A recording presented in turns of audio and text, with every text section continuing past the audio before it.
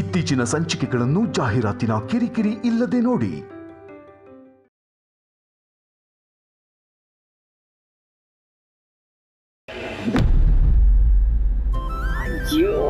So cute. ನಮ್ಮ ಆದಿ ನೋಡಿ ಎಷ್ಟು ಮುದ್ದಾಗಿದ್ದಾನೆ ಅಂತ. ಪುಟ್ಟ ಹುಡುಗ ಇದ್ದಾಗ ಒಳ್ಳೆ ಚಬ್ಬಿಯಾಗಿ ಮುದ್ದಾಗಿದ್ದ, ಈಗಲೇ ಸಣ್ಣ ಆಗ್ಬಿಟ್ಟಿದ್ದಾನೆ. ಅಲ್ಲ ಅಖಿಲ, ಇದು ಚಿಕ್ಕ ಮಕ್ಕಳಾಗಿದ್ದಾಗಿನ ಫೋಟೋ ಅಲ್ವಾ? ಆಗಿದ್ದಕ್ಕೂ ಈಗಿರೋದಕ್ಕೂ ಒಂದೇನಾ? ಓಹ್, ವೀಟು ನೋಡು, ಅವನು ಏನ್ ಕಮ್ಮಿ ಇಲ್ಲ, ಎಷ್ಟು ಕ್ಯೂಟ್ ಆಗಿದ್ದಾನೆ. ಇಲ್ಲಿ ನೋಡಿ, ನಿಮ್ ಬೈಕ್ ಮೇಲೆ ಹತ್ತು ಕೂತಿದ್ದಾನೆ ನೋಡಿ, ಏನೋ ದೊಡ್ಡ ಸವಾರಿ ಮಾಡೋ ತರ.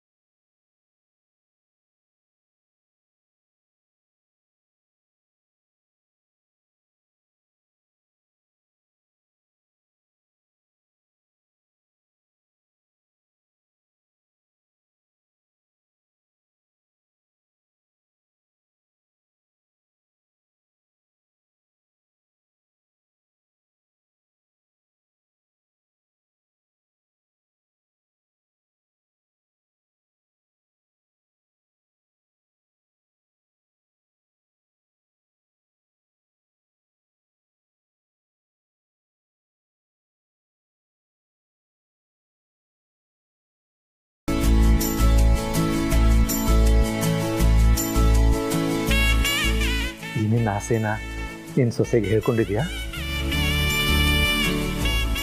ಇಲ್ಲ ರಘು, ನಾನೇನು ಹೇಳಕ್ ಹೋಗಿಲ್ಲ. ಯಾಕಂದ್ರೆ ಇದು ಒಂಥರ ಸೂಕ್ಷ್ಮವಾದ ವಿಚಾರ.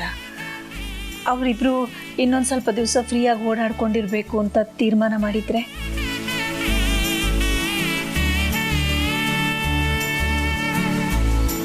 ನನಗೆ ಮಗು ಮೇಲೆ ಆಸೆ ಇದೆ ಅಂತ ನಾನೇನಾದರೂ ಹೇಳ್ಬಿಟ್ರೆ ಅವ್ರ ಮೇಲೆ ಒತ್ತಡ ಹೇರ್ದಾಗಲ್ವಾ?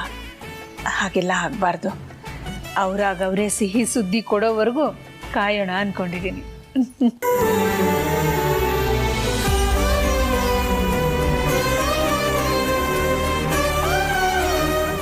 ನೋಡಿ,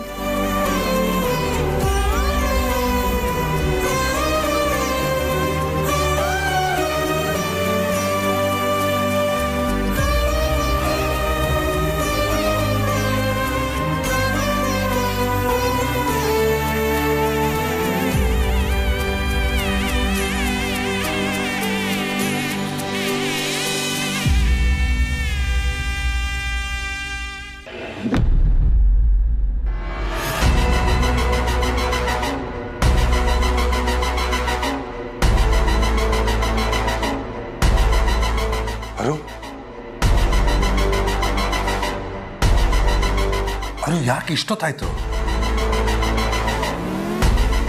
ಸ್ವಲ್ಪ ಪ್ರೈವಸಿ ಬೇಕಿತ್ತು, ಅದಕ್ಕೆ ಪಾರ್ಕಲ್ಲಿ ಕೂತಿದ್ದೆ.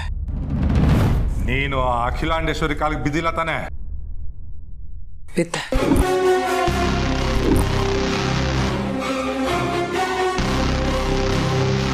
ಬೀಳ್ದೆ ವಿಧಿ ಇರಲಿಲ್ಲ. ಬೀಳೋ ಹಾಗೆ ಮಾಡಿದ್ನಲ್ಲ ಪ್ರೀತಮ್. ಇನ್ನಿವತ್ತು ಹುಟ್ಲಿಲ್ಲ. ಹೀಗೆ ಕೂಗಾಡಿ ಕಿರ್ಚಾಡೋದ್ರಿಂದ ಏನು ಪ್ರಯೋಜನ ಇಲ್ಲ. ತಾಳ್ಮೆಯಿಂದ ಇರುವಂತ ಎಷ್ಟು ಸಲ ಹೇಳಿದೀನಿ ನಾನು ನಿನಗೆ. ತಾಳ್ಮೆ ಸರಿ, ಏನೋ ವಿಡಿಯೋ ರೆಕಾರ್ಡ್ ಮಾಡಿದ್ದೀನಿ ಅನ್ನಲ್ಲ, ತೋರ್ಸದ್ನ ಅದನ್ನಾದ್ರು? ವಿಡಿಯೋ ಇದ್ರೆ ತಾನೇ ತೋರ್ಸೋದು. ಏನ್ ಹೇಳ್ತಾ ಇದೀಯಾ?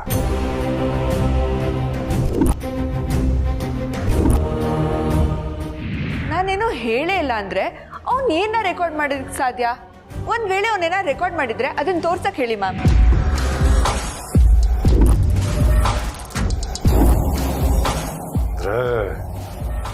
ಅವನು ಸುಳ್ಳು ಹೇಳಿ ನಮ್ಮನ್ನು ಯಾಮಾರಿಸಿದಾನ? ಹೌದಣ್ಣ. ಇಷ್ಟು ದಿನ ಅರಸನ ಕೋಟೆ ಮೇಲಿದ್ದ ದ್ವೇಷನೇ ಒಂದು ಲೆಕ್ಕ, ಇನ್ನು ಮುಂದೆ ಬೇರೆನೇ ಲೆಕ್ಕ. ನಾನು ಹೊಡಿಯೋ ಏಟಿಗೆ ಅವ್ರು ಮತ್ತೆ ಎದ್ದೇಳಲೇಬಾರ್ದು. ಹಾಗೆ ಮಾಡ್ತೀನಿ.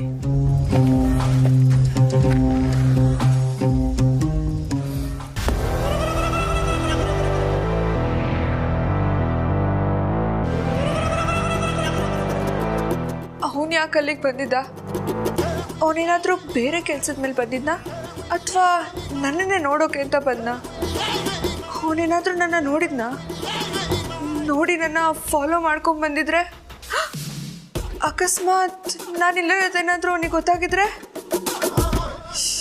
ಅಷ್ಟೇ, ನನ್ನ ಕತೆ ಮುಗೀತು. ಏನಪ್ಪ ಮಾಡಲಿ?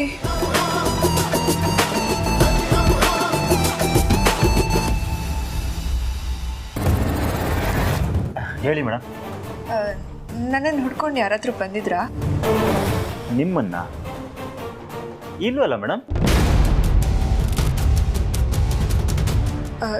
ಸರಿ, ಯಾರಾದರೂ ನನ್ನ ಕೇಳ್ಕೊಂಬಂದ್ರೆ ನಾನಿಲ್ಲ ಅಂತ ಹೇಳಿ, ಒಳಗಡೆ ಬಿಡಕ್ಕೆ ಹೋಗಬೇಡಿ. ಸರಿ ಮೇಡಮ್, ಖಂಡಿತ.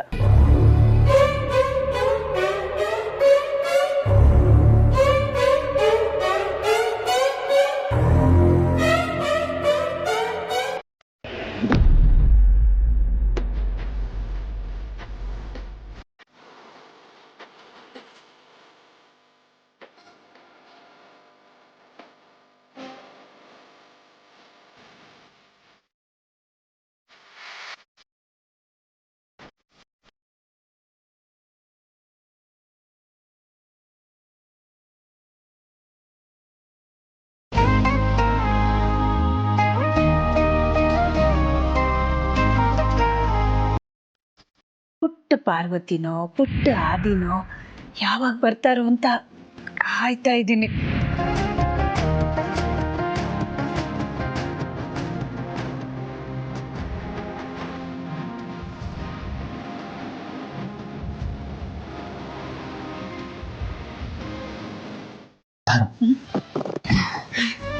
ಏನು ಪಾರು ಇದು?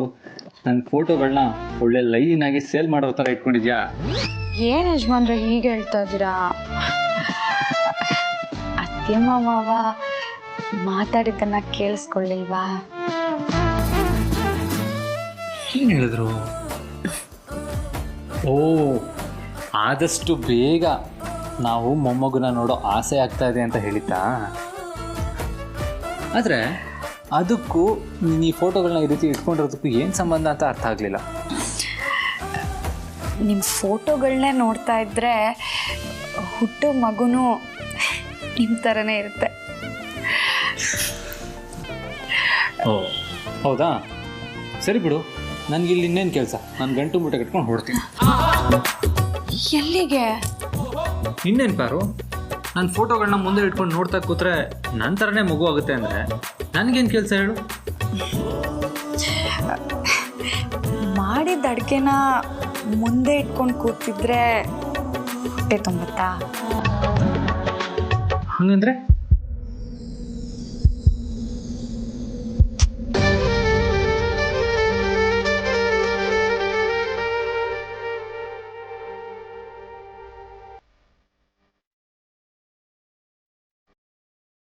ಯಾರು? ನೀನೇ ನನಗೆ ಮುತ್ತು ಕೊಟ್ಟಿಯಾ? ನನಗೆ ನಂಬೋದಕ್ಕೆ ಆಗ್ತಾ ಇಲ್ಲ.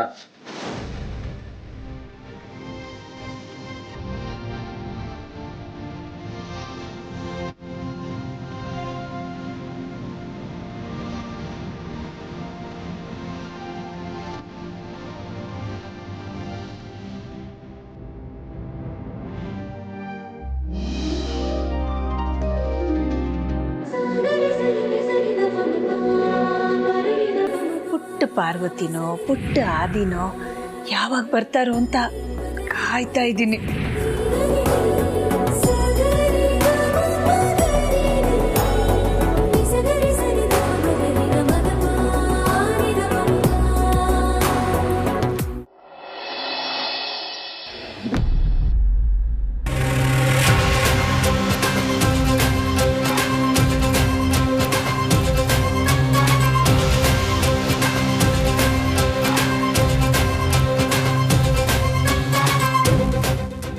ನಾನೇ ಹೇಳಿದ್ದು ಈ ಡಿಸಿಷನ್ ತಗೊಳ್ಳೋದಕ್ಕೆ. ಓಕೆ,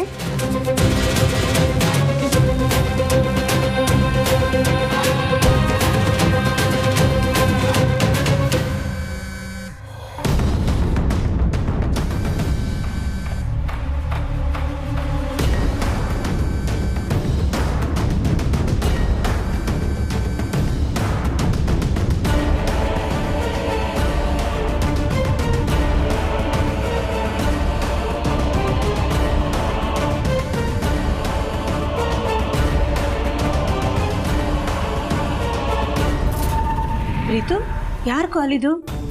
ಶತ್ರು ಅಂತ ಹೆಸರು ಬರ್ತಿದೆ. ಇವ್ ನನ್ನ ಹಳೆ ಫ್ರೆಂಡು. ಇವನ ಹೆಸರು ಶತ್ರುಘ್ನ ಅಂತ. ನಾವಿವನ್ನ ರೇಗ್ಸಕ್ಕೆ ಅಂತ ಶತ್ರು ಅಂತ ಕರಿತೀವಿ.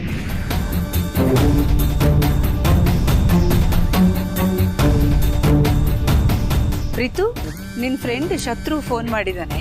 ನೀನ್ ವೈಬ್ರೇಷನ್ ಮೋಡಲ್ಲಿ ಇಟ್ಟಿದ್ಯಾ?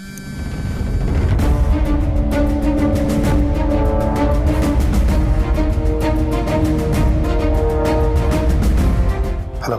ಹುಟ್ಟಿರೋ ಬಟ್ಟೆಯಲ್ಲಿ ಈಗಿಂದೀಗ್ಲೇ ಇಲ್ಲಿಗೆ ಬಾ. ಯಾಕೆ ಅಂತೆಲ್ಲ ಕೇಳಿದ್ರೆ ನಿನ್ನ ಪರಿಣಾಮ ನೆಟ್ಟಿಗಿರಲ್ಲ. ಯಾಕೆ ಅಂತೆಲ್ಲ ಪ್ರಶ್ನೆ ಮಾಡೋ ಅಧಿಕಾರ ನಿನಗಿಲ್ಲ. ಹೇಳಿದ್ ಕೇಳಲಿಲ್ಲ ಅಂದ್ರೆ ಪರಿಣಾಮ ನೆಟ್ಟಿಗಿರಲ್ಲ. ನಿನ್ನ ವಿಡಿಯೋ ನಿನ್ನ ಹೆಂಡತಿ ಮೊಬೈಲಿಗೆ ಹೋಗುತ್ತಷ್ಟೆ. Just don't waste time. ನಾನೇನು ಹೇಳೇ ಇಲ್ಲ ಅಂದ್ರೆ ಅವ್ನು ಏನ ರೆಕಾರ್ಡ್ ಮಾಡೋದಕ್ಕೆ ಸಾಧ್ಯ? ಒಂದ್ ವೇಳೆ ಅವನೇನ ರೆಕಾರ್ಡ್ ಮಾಡಿದ್ರೆ ಅದನ್ನ ತೋರ್ಸಕ್ ಹೇಳಿ ಮ್ಯಾಮ್.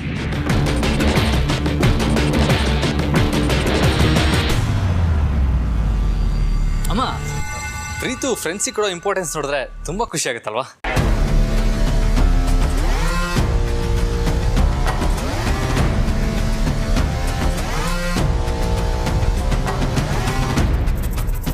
ಅದ್ಯಾವ ಫೋನ್ಗಳು ಬರುತ್ತೆ ಅವನಿಗೆ? ಯಾರು ಇವನ್ನ ಆಟ ಆಡಿಸ್ತಾ ಇದ್ದಾರೆ?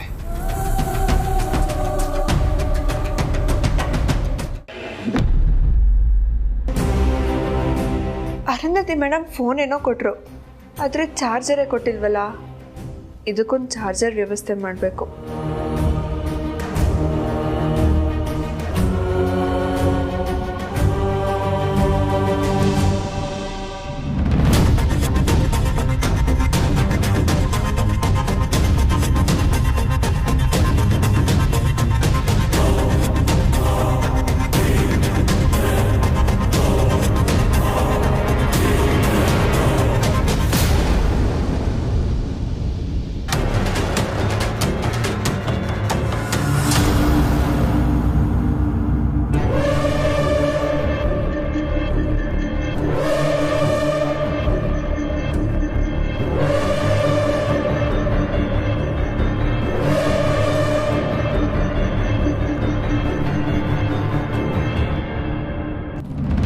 ಪಾರು, ಪಾರು. ಯಜಮಾನ್ರೆ, ಕಾಫಿ ತಗೊಳ್ಳಿ. ಕಾಫಿ ಬೇಡಪ್ಪ. ಮೋನಿಕಾ ಎಲ್ಲಿ? ಯಾಕೆ ಯಜಮಾನ್ರೆ, ಯಾಕೆ ಇಷ್ಟು ಗಾಬರಿ ಆಗಿದ್ದೀರಿ? ಏನಾಯ್ತು? ಆ ಮೋನಿಕಾ ನಮ್ಮ ಪ್ರೀತುನ ನೆಮ್ಮದಿಯಾಗಿರಕ್ಕೆ ಬಿಡಲ್ಲ ಅನ್ಸುತ್ತೆ. ಅಂಥದ್ದೇನಾಯ್ತು ಯಜಮಾನ್ರೆ? ಪ್ರೀತು, ನಿನ್ ಫ್ರೆಂಡ್ ಶತ್ರು ಫೋನ್ ಮಾಡಿದಾನೆ. ನೀನ್ ವೈಬ್ರೇಷನ್ ಮೋಡಲ್ಲಿ ಇಟ್ಟಿದ್ಯಾ?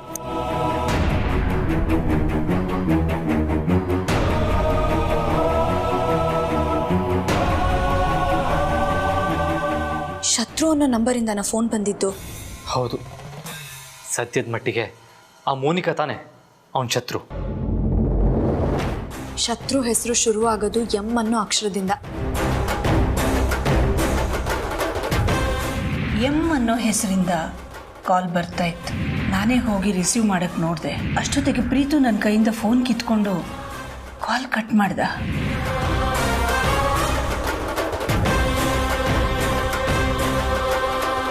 ಅಲ್ಲಿಗೆ ಎಂ ಅಂದರೆ ಮೋನಿಕಾ, ಶತ್ರು ಅಂದರೆ ಬೇರೆ ಇನ್ಯಾರೋ ಇದ್ದಾರೆ ಯಜಮಾನ್ರೆ.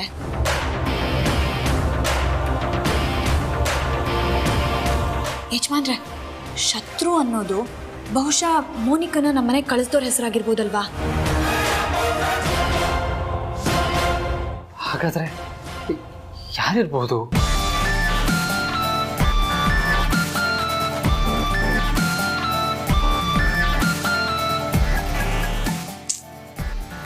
ಗೊತ್ತಾಗ್ತಾ ಇಲ್ಲ ಯಜಮಾನ್ರೆ. ಮೊದಲು ಈ ಮೋನಿಕಾ ಫೋನ್ ಲಾಕ್ ಓಪನ್ ಮಾಡಿಸಿ ಅವಳು ರೆಗ್ಯುಲರ್ ಆಗಿ ಯಾರ್ಯಾರ ಜೊತೆ ಕಾಂಟ್ಯಾಕ್ಟಲ್ಲಿ ಇದ್ಲು ಅನ್ನೋದನ್ನ ಪತ್ತೆ ಮಾಡಬೇಕು ಬಾರು.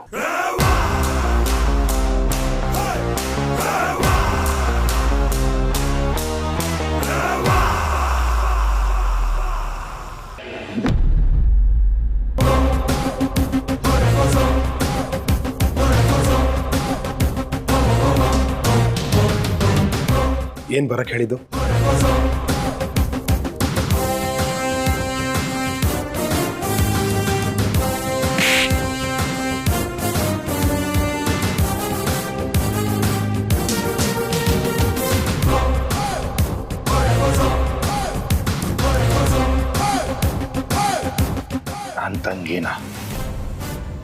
ತಂಗಿನ ನಿಮ್ಮ ಅಮ್ಮನ ಕಾಲ್ಗೆ ಬೀಳಾಗ್ ಮಾಡ್ತೀಯನ?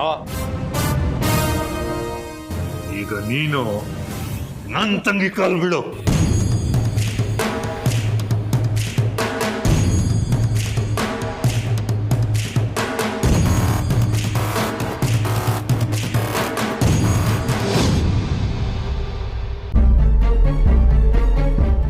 ಎಲ್ಲಿ ಹೋಯ್ತು ನಿನ್ನ ರೋಷ ಆವೇಶ ಎಲ್ಲ?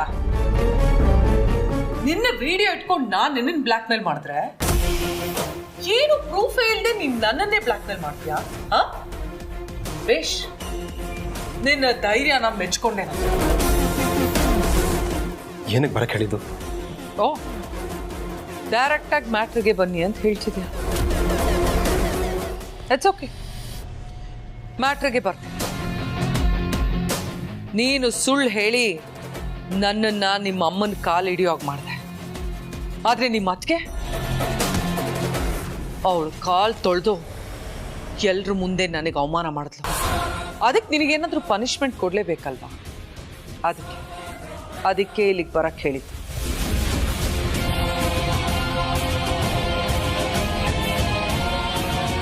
ಅರೋ, ಏನು ಪನಿಷ್ಮೆಂಟ್ ಅಂತ ಹೇಳ್ಬಿಡು. ಪಾಪ ತಡ್ಕೊಳಕ್ ಆಗ್ತಿಲ್ಲ, ಕುತೂಹಲ ಜಾಸ್ತಿ ಆಗ್ತಿದೆ ಇವನ್ಗೆ. ತುಂಬಾ ಸಿಂಪಲ್. ನಿಮ್ಮಮ್ಮ ಹತ್ರ ಹೋಗಿ ಆಸ್ತಿಯಲ್ಲಿ ಭಾಗ ಕೇಳಬೇಕು.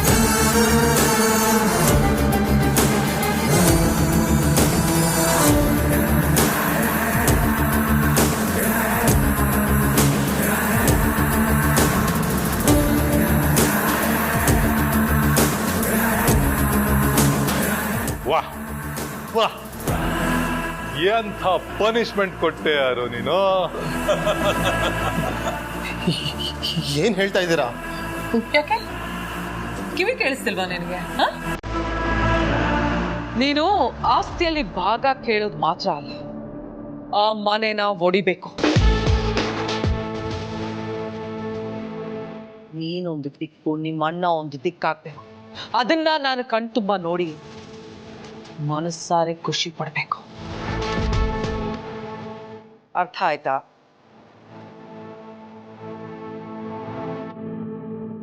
ಆಮೇಲೆ ನೀನು ಸೀಕ್ರೆಟ್ ವಿಡಿಯೋನ ಡಿಲೀಟ್ ಮಾಡಿ ನಾವಿಬ್ರು ದೇಶಾಂತರ ಹೊರಟೋಗ್ತೇವೆ.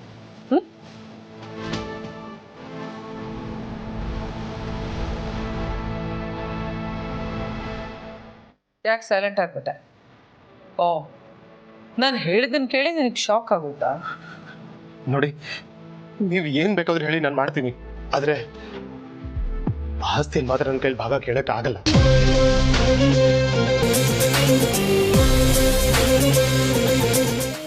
ನೋಡಿ, ಇದುವರೆಗೂ ನೀವು ಏನ್ ಕೇಳಿದ್ರೆ ನಾನೆಲ್ಲನೂ ಮಾಡಿದ್ದೀನಿ. ಆದ್ರೆ ಇದೊಂದು ವಿಷಯದಲ್ಲಿ ಮಾತ್ರ ಫೋರ್ಸ್ ಮಾಡಕ್ ಹೋಗ್ಬಿಡಿ, ಪ್ಲೀಸ್ ಪ್ಲೀಸ್. ಸರಿ, ಫೈನ್. ಆಸ್ತಿಯಲ್ಲಿ ಭಾಗ ಕೇಳಬೇಡ. ಅದ್ರ ಬದಲು ನಿಮ್ಮ ಮನೆಯವ್ರನ್ನೆಲ್ಲ ನಿಲ್ಲಿಸಿ ಶೂಟ್ ಮಾಡ್ಬಿಡ್ತೀಯಾ?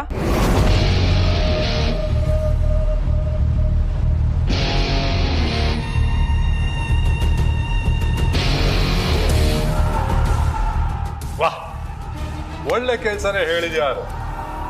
ಇದಿಲ್ಲ ಅಂದ್ರೆ ಅದು ಹೇಳ ಮರಿ, ಮಾಡ್ತೀಯಾ? ನೀನಿನ್ ತಂಗಿನ ಶೂಟ್ ಮಾಡಿ ಸಾಧ್ಯ?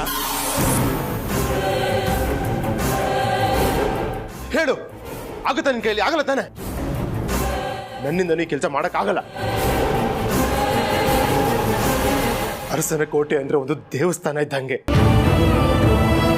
ಅಲ್ಲಿ ನಮ್ಮ ತಾಯಿ ದೇವರು, ನಾವೆಲ್ಲ ಭಕ್ತಾದಿಗಳು. ದಯವಿಟ್ಟು ದಯವಿಟ್ಟು ನಮ್ಗಳ ಮಧ್ಯೆ ಮನ್ಸನ್ನ ಹೊಡೆಯೋ ಕೆಲಸ ಮಾಡಕ್ ಹೋಗ್ಬೇಡಿ.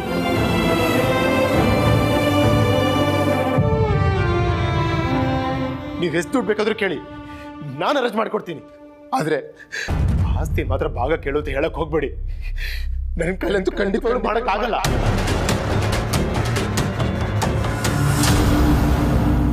ನಿನ್ನ ಹತ್ರ ಅಭಿಪ್ರಾಯ ಕೇಳ್ತಿಲ್ಲ, ಆರ್ಡರ್ ಮಾಡ್ತಿರೋದು. ನೀನ್ ಆ ಕೆಲ್ಸ ಮಾಡ್ಬೇಕು, ಮಾಡೇ ಮಾಡ್ತೀಯ ಅಷ್ಟೇ.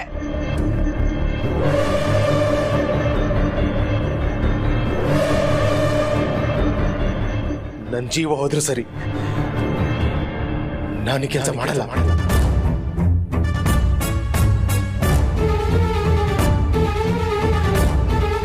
ಸರಿ, ಹಾಗಾದ್ರೆ ಉಪಯೋಗಕ್ಕೆ ಬರದೇ ಇರೋ ನಿನ್ ಜೀವನ ತೆಗೆದ್ಬಿಡ್ಲಾ?